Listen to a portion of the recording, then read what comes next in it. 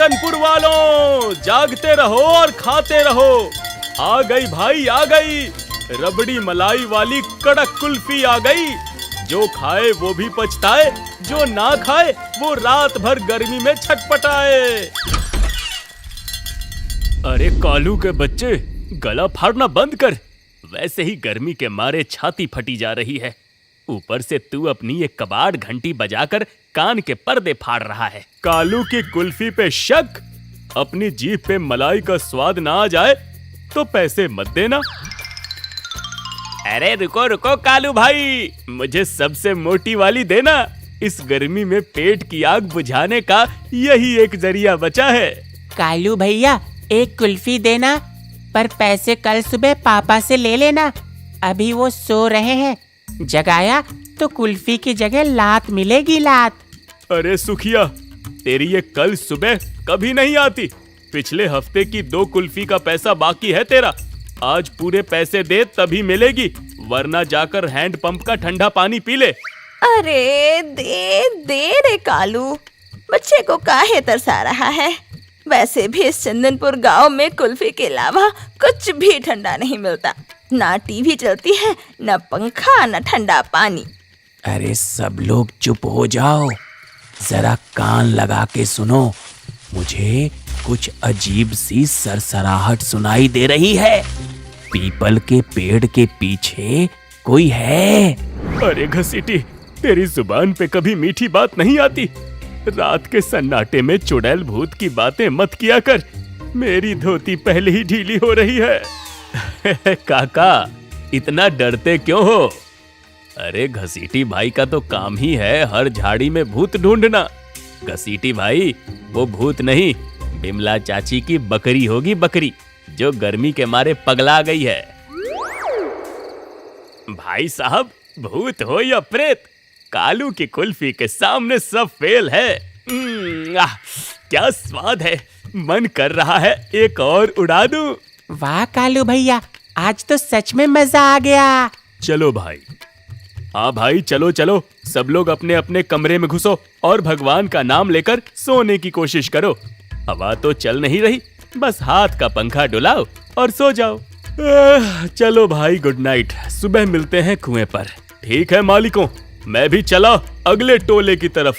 सब लोग हंसते मजाक करते हुए अपनी कुल्फी खत्म करते हैं और धीरे धीरे अपने अपने कमरों में सोने चले जाते हैं। कालू कुल्फी वाला भी अपनी घंटी बजाता हुआ दूर निकल जाता है। सुबह से चंदनपुर गांव की बिजली गुल है। सब इसी आस पे लेटे थे कि शायद आधी रात को ठंडी हवा के साथ लाइट आ जाए और चैन की नींद नसीब हो। पूरा गांव सन्नाटे की चादर ओढ़े सोया था कि तभी अचानक धमाके की आवाज सुनते ही गांव के घरों से चीख पुकार मचती है। लोग हड़बड़ाकर गिरते पड़ते टॉर्च और लाठियां लेकर बाहर चौक की तरफ भागते हैं। अरे बाप रे बाप, अरे मर गए रे बाबा, डाकू आ गए, अरे कोई बचाओ, अरे भागो सब लोग।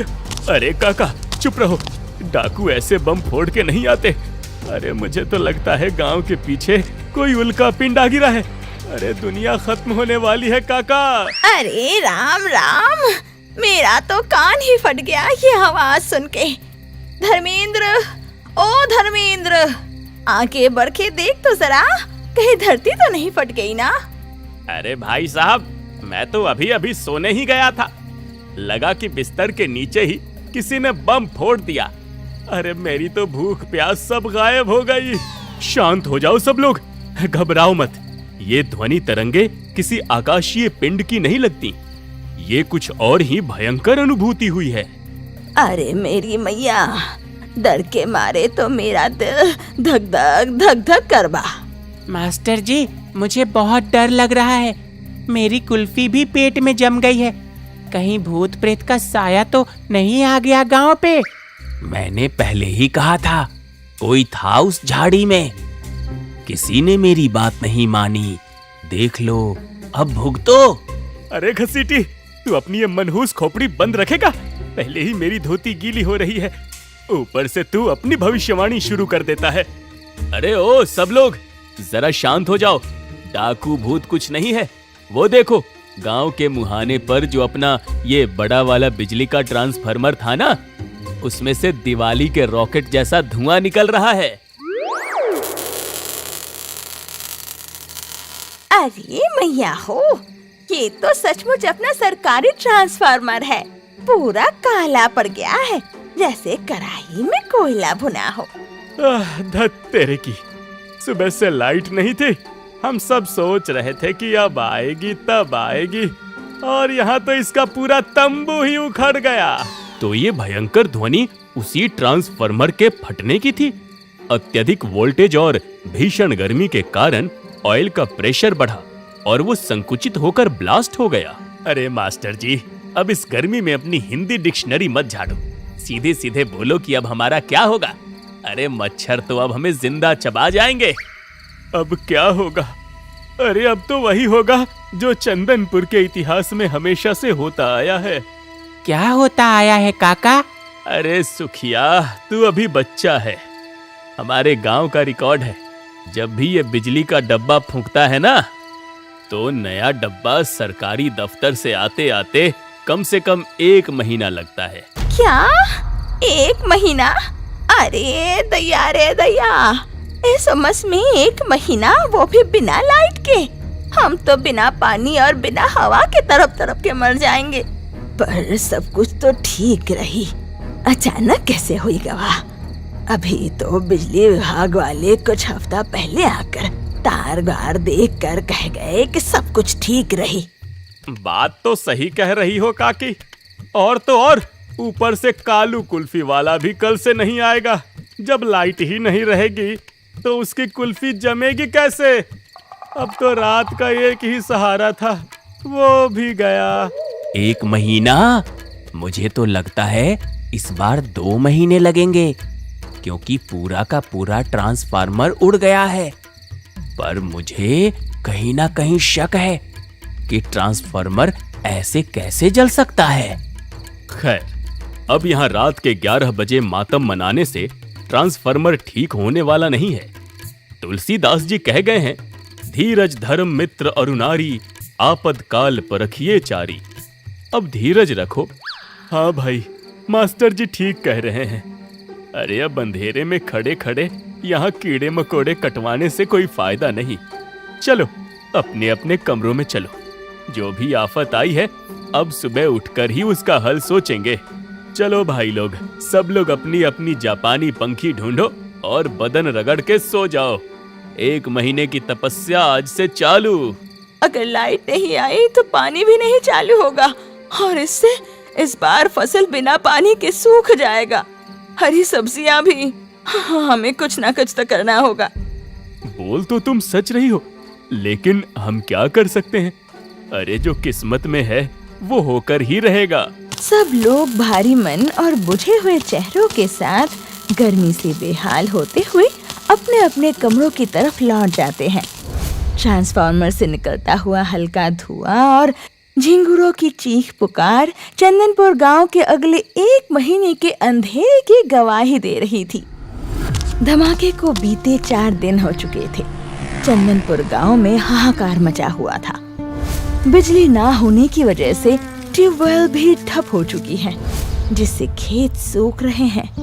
पानी की एक एक बूंद के लिए कुएं पर मारा मारी मची है। अरे भाई साहब, इस गांव में रहना नरक हो गया है। प्यास के मारे कंठ सूखा जा रहा है। नहाने की तो बात ही छोड़ दो। अरे बदन से ऐसी महक आ रही है कि मक्खियां भी रास्ता बदल लेती हैं। अरे कलुआ भाई, अपनी महक छोड़ो। यहाँ धान की फसल देखो, पानी बिना पूरी फसल पापड़ बन गई है, पापड़। अगर 2 दिन और पानी नहीं चढ़ा तो इस साल खाने के लाले पड़ जाएंगे। और ऊपर से घर में कोई काम ही नहीं है। टीवी बंद पड़ा है। शक्तिमान देखे बिना मेरा दिन ही नहीं कटता। पूरा दिन बस बैठे बैठे मक्खियाँ मारो। अरे सुखिया, तो टीवी के लिए रो रहा है? यहाँ तो मेरा फोन स्विच ऑफ हो गया है। पड़ोस वाले गांव की कोई खबर ही नहीं मिल रही है। पूरा चंदनपुर आधी मानव बन गया है। शाम के वक्त गांव के चौक पर धूल उड़ रही है। तभी शहर से एक बड़ी टैक्सी आकर वहाँ रुकती है। उसमें से रामू काका का बेटा सतीश और बेटी पिंकी उतरते हैं। दोनों शहर की हवा खाकर पूरी तरह मॉडर्न हो चुके थे। ओह माय गॉड, डैडी, ये कैसा नरक बना रखा है आप लोगों ने गांव को। पूरे रास्ते इतनी धूल थी और यहाँ आते ही इतनी सफोकेशन। पंखा कहाँ है आपका?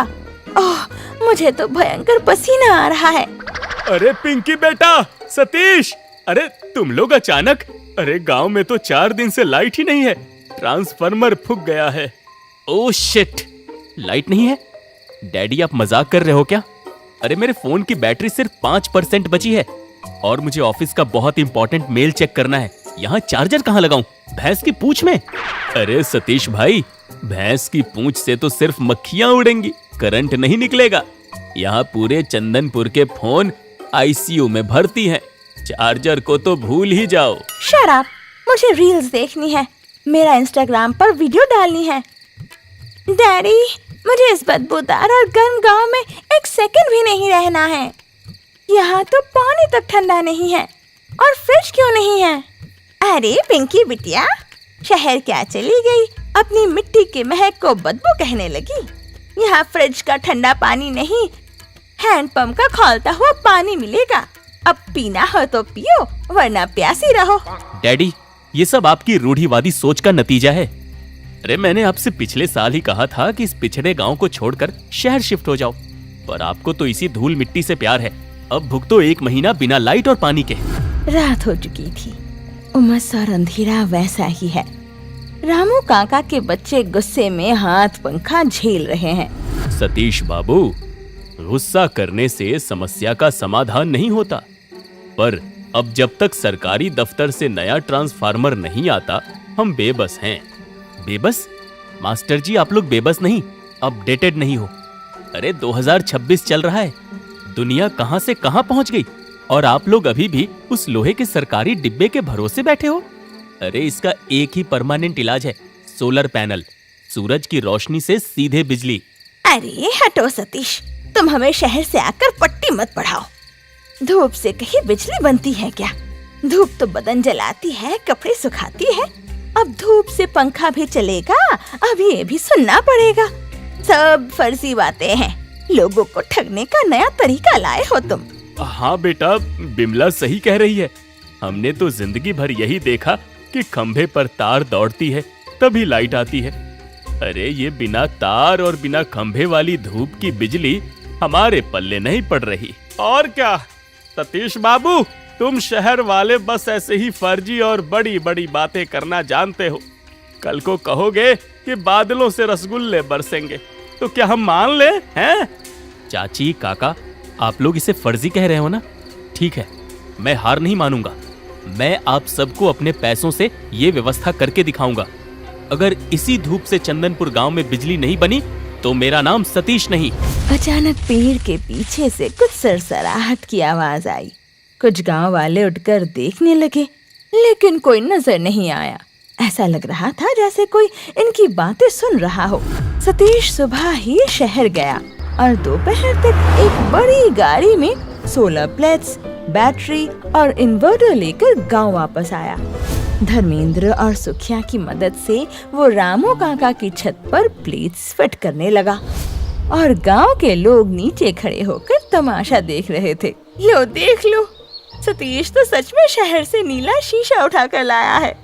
रामू भाई, आपका लड़का धूप में पागल हो गया है, छत पर शीशा बिछा रहा है।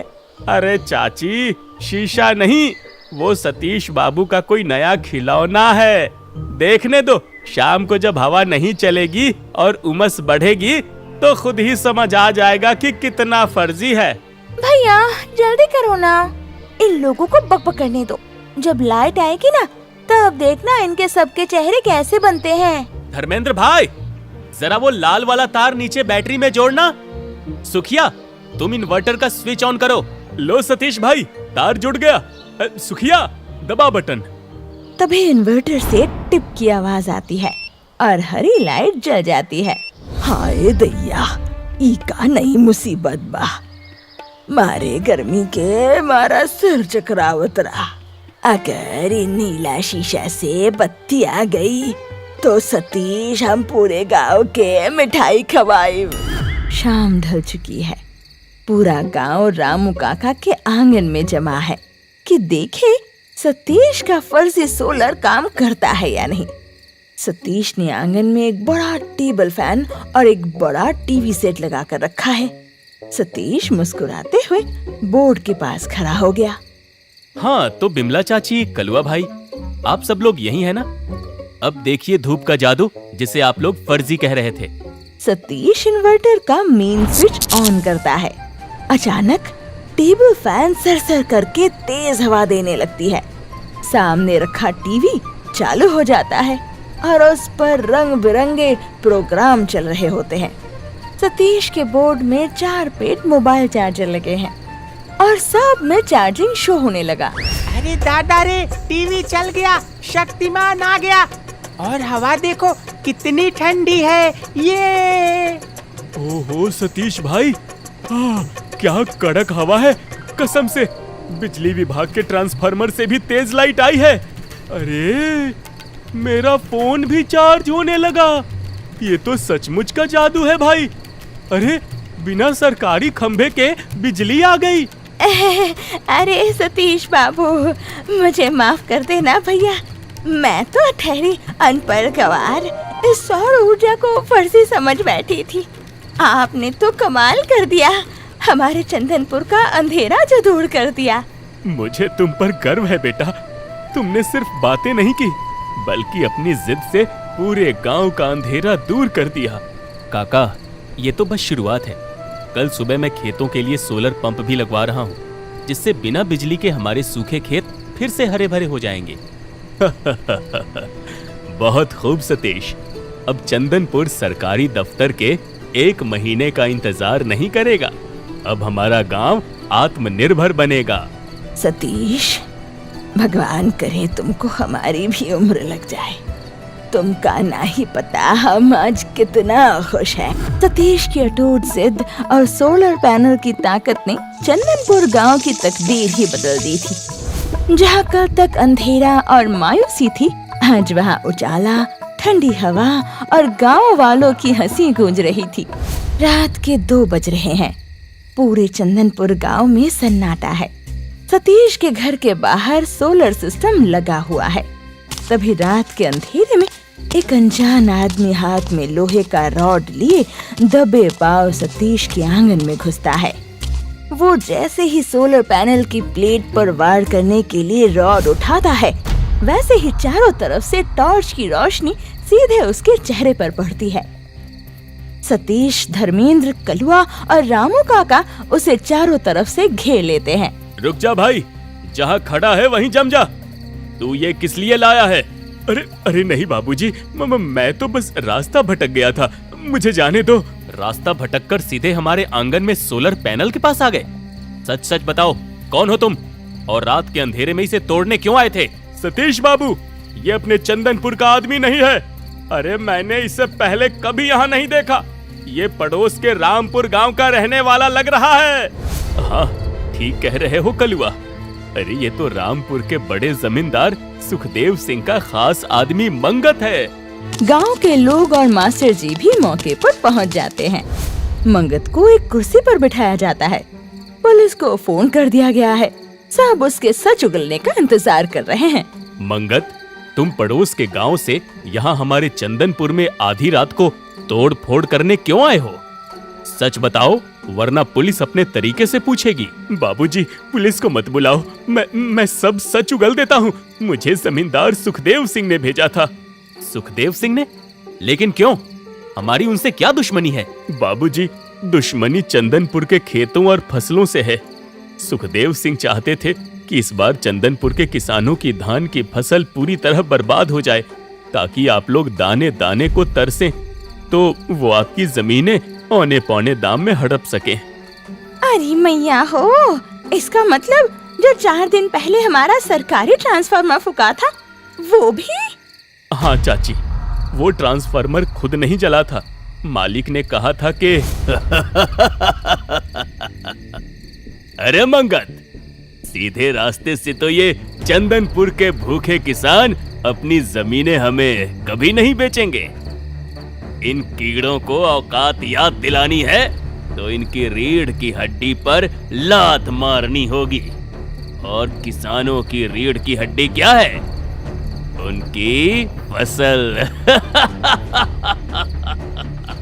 लेकिन हुजूर, इस कड़कती गर्मी में अगर फसल सूख गई तो वो लोग भूखे मर जाएंगे। तो मरे, हमें उनकी जान से नहीं, उनकी जमीन से मतलब है। जब तक चंदनपुर में बिजली रहेगी, वो मोटरों से पानी खींचकर अपनी धान की फसल हरी रखेंगे। जा, आधी रात को जब पूरा गांव सो रहा हो तो उनके सरकारी ट्रांसफार्मर के परखच्चे उड़ा दे।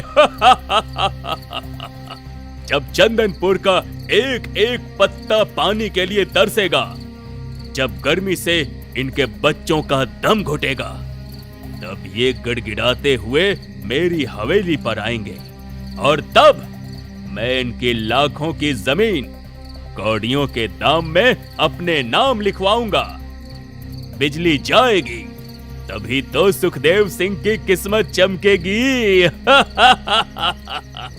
बाबूजी, जमींदार साहब ने मुझे धमकी दी थी, इसलिए मैंने वो पाप किया। मुझे माफ कर दो बाबूजी। नीच इंसान, अपनी जमीन हड़पने की भूख के लिए पूरे गांव को इस जानलेवा गर्मी और अंधेरे में झोंक दिया। लेकिन जब जमींदार साहब को पता चला कि सतीश ने शहर से आकर सोलर पैनल लगा दिया है और कल सुबह खेतों में सोलर पंप से पानी भी चढ़ने वाला है, तो वो बौखला गए। उन्होंने मुझसे कहा कि अगर चंदनपुर के खेत बच गए तो हमारा प्लान फेल हो जाएगा, इसलिए मैं आज रात इस सोलर को ही नष्ट करने आया था। सुबह की ताजी किरणें चंदनपुर गांव पर पड़ चुकी है।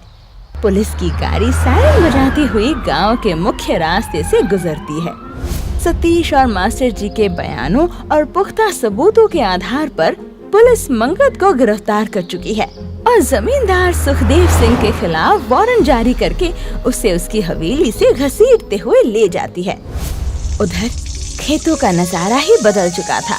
सतीश के सोलर पंप कड़कड़ाती धूप में धड़ाधड़ पानी फेंक रहा है और सूखे खेत पानी पाकर फिर से लहलहा उठता है और गांव की चौपाल पर सभी लोग राहत की सांस ले रहे हैं। सतीश बेटा, आज तुम्हारी वजह से न सिर्फ हमारे खेत बचे, बल्कि चंदनपुर के दुश्मनों का असली चेहरा भी सामने आ गया। हाँ बेटा सतीश, तुमने हमारी आंखें खोल दी। अरे कल तक हम जिस सोलर को फर्जी समझ रहे थे, आज उसी ने हमें दूसरों की साजिशों से बचाया है। अरे ओ रामू भाई, अब हमें उस सरकारी बिजली के भरोसे नहीं बैठना होगा। सतीश बाबू, जरा वो शहर वाले ठेकेदार का नंबर लगाओ तो। मैं तो अब अपने घर के गहने बेचकर भी अपनी ही छत पर सोलर प्लेट लगवाऊंगी।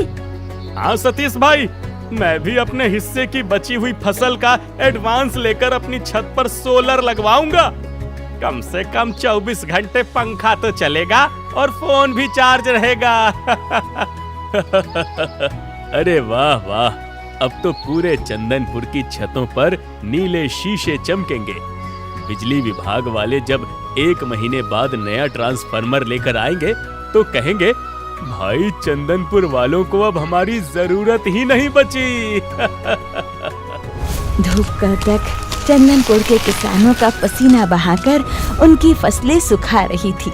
आज उसी धूप ने आत्मनिर्भरता और एक नई कहानी लिख दी थी।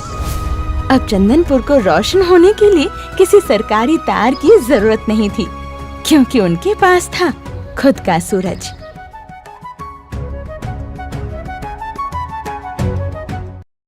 अरे तो मैं क्या करूं? मैं क्या फ्री में दे दूं तेरे को सामान? अरे नमकीन कौन सा दूं? मेरी तो पूरी दुकान ही नमकीन से भरी हुई है। स्टार्ट है। 2 किलो सेव और 2 किलो नमकीन दे दो। हाँ दो स्टार्ट। यस। ठीक है। हाँ। अरे नमकीन कौन सा दूं? मेरी तो पूरी दुकान ही नमकीन से भरी हुई है। स्टार्ट है। मिक्स मिक्सचर दे दो। स्टार्ट है। ग्राहक गई। सोया है। मेरे को हर ग्राहक की नियत पता है और मेरे को हर ग्राहक की नियत पता है। अरे अरे ये क्या बात कर रहे हो भैया, पूरे मोहल्ले में पूछ लिया ना, किसी का 1 रुपया बाकी नहीं है मेरे पास। मेरे को हर ग्राहक की नियत पता है। अरे मुझे क्या पागल कुत्ते ने काटा है कि मैं उससे पूछने जाऊं? काटे। अरे भैया मेरे कहने का मतलब है, पहले मैं उस दुकान से लेता था और 2 महीने से आपके ऐसे ले रहा हूँ, वो भी नगद। स्टार्ट है। अरे भैया मेरा कहने का मतलब है, पहले स्टार्ट है। नहीं मानो तो बुला के लाऊं उसको, बोलो। अभी जाके पूछ के आ जाओ। स्टार्ट है। अरे यार भैया मेरे कहने का मतलब है, पहले मैं वहाँ से लेता था और अब 2 महीने से आपके यहाँ से ले रहा हूँ, वो भी नगद। स्टार्ट है। अरे भैया मेरे कहने का मतलब है, पहले मैं स्टार्ट है। अरे यार भैया आप तो हमेशा ऐसे ही करते हो, मैं तो रोज आपके यहाँ से ही सामान लेता हूँ। स्टार्ट है। और भैया क्या कर रहे हो? अरे मुझे क्या पागल कुत्ते ने काटा है कि मैं उससे पूछने जाऊं?